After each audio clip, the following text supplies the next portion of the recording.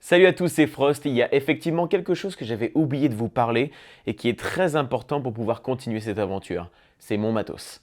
Donc je vais vous parler de tout le matériel que j'ai accumulé pendant environ 2 ans et qui me permet justement de créer toutes ces vidéos. Commençons par le commencement, c'est-à-dire le matériel photo.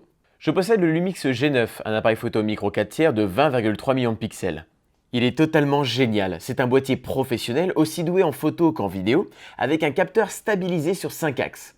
On a le fameux mode photo RAW à 80 millions de pixels, une rafale à 60 images par seconde en autofocus suivi et à 20 images par seconde en autofocus continu. Un viseur OLED, un écran LCD tactile 3 pouces orientable dans toutes les positions, mais encore de la vidéo 4K à 30 images par seconde, des fonctions post-focus, time-lapse, focus stacking, HDR, Wi-Fi, Bluetooth et même 2 slots SD UHS 2.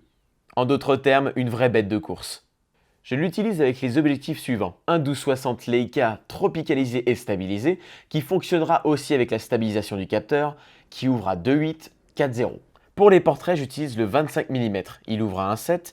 Ce n'est pas plus mal qu'il ne soit pas stabilisé, car le capteur fait déjà le travail à sa place. Je l'équipe avec un flash Cobra de la marque Godox. C'est le V862, il est fait pour Olympus et Panasonic. Et j'adore son rapport qualité-prix, il est excellent et sa petite particularité c'est le fait que c'est l'un des seuls flashs au monde à fonctionner avec une batterie. Moi qui déteste les piles, on pourrait croire que ce flash était fait pour moi. Pour les poses longues en pleine journée, je me suis équipé de 3 filtres de la marque Nissi, 9, 10 et 11 stop avec son support adaptable sur n'importe quel objectif. Ce sont des filtres assez fragiles et assez chers qui nécessitent un soin et un entretien très particuliers.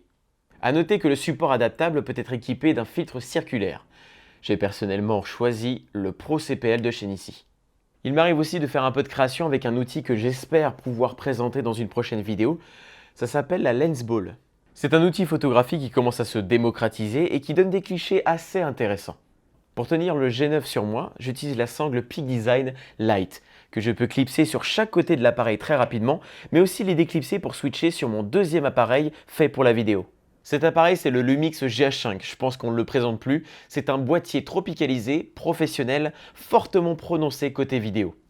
En effet, il peut filmer en 4K à 60 images par seconde. Son capteur de 20,3 millions de pixels, comme le G9, est stabilisé lui aussi sur 5 axes. Il peut sortir de la 4K en 422 10 bits à 150 mégabits par seconde. Et même du 422 10 bits à 400 mégabits par seconde. Mais autant vous prévenir que si vous voulez enregistrer dans ce genre de format, il vous faudra une très bonne carte mémoire UHS 2 avec un très bon ordinateur performant.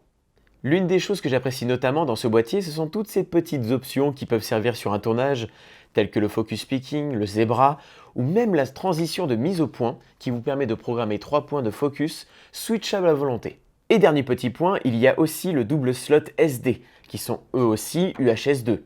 J'ai équipé le GH5 d'un batterie grip, mais aussi de quelques filtres ND qui servent énormément en conditions de tournage en journée.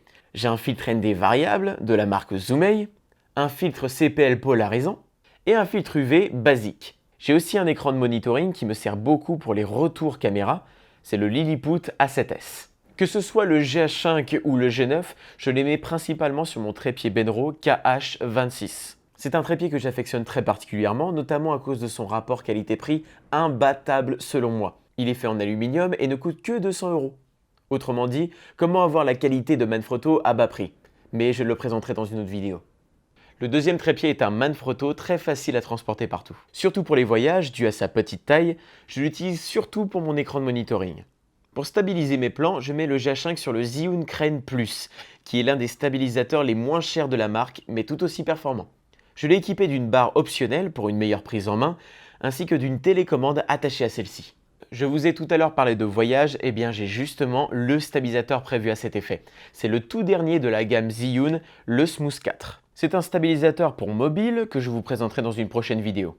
Continuons sur le thème du voyage, il m'arrive aussi d'utiliser ma GoPro Hero 6 que j'accroche au bout de mon monopode Manfrotto. Pour les lumières, désolé, je n'ai pas totalement terminé de m'équiper sur ce côté-là.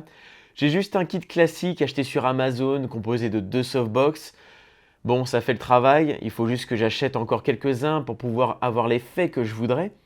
Il faudra juste attendre encore un petit peu avant que je passe à quelque chose de un peu plus professionnel. Je pense que j'irai voir du côté de chez Godox, histoire d'être fidèle. C'est parti pour l'audio.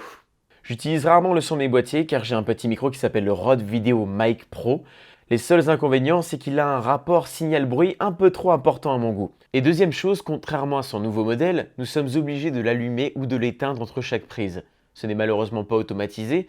Cela m'est arrivé très souvent d'avoir soit oublié d'allumer le micro, soit de ne plus avoir de batterie parce que j'avais totalement oublié de l'éteindre. Pour tout ce qui est face caméra où j'interviens tout seul, j'utilise le Filmmaker Kit de Rode qui contient le micro-cravate avec le boîtier émetteur et aussi le boîtier récepteur que j'utilise aussi avec le micro main TX-M2 de chez Rode que j'ai notamment utilisé lors du salon de la photo. En d'autres termes, Rode est une bonne marque pour commencer dans la vidéo, mais ce n'est pas aussi fiable que du filaire, donc du XLR par exemple. Malheureusement, il m'est arrivé au salon de la photo de l'année dernière d'avoir pas mal de coupures son à cause d'une mauvaise réception. Donc là, j'ai pour projet de m'équiper avec un enregistreur externe, donc le Zoom H6, mais aussi d'un bundle Sennheiser ME66K6 dans lequel j'aurai entièrement confiance. Ensuite, pour le transport de tout ce beau matériel, j'utilise pour tout ce qui est caméra et son un sac Love Pro qui a la particularité d'être compartimenté comme tout bon sac photo qui se respecte. Un sac Peak Design Messenger pour tout autre accessoire facultatif tel que ma lens ball, mes papiers personnels, mes clés, etc.